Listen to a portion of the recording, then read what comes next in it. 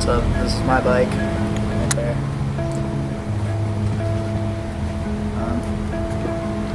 We got kind of things. Fit Eddy frame.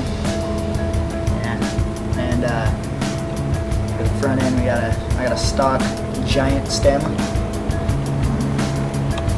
Primo tallboy bars, ODI grips, Odyssey forks, directors, G-Sport hub, G-Sport plastic peg. We got duo tires on a Odyssey Vandero 2.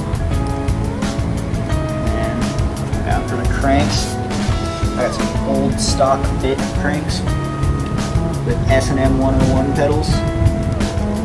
I got a Demolition 25 tooth sprocket, Shadow Conspiracy white half-link chain, Primo seat post that you can't really see because my seat is slim. I got a Primo pivotal seat. On the back we got a Demolition metal peg. I got a Demolition hub laced to a fly rim. G-Sport hub guard, and a duo tire.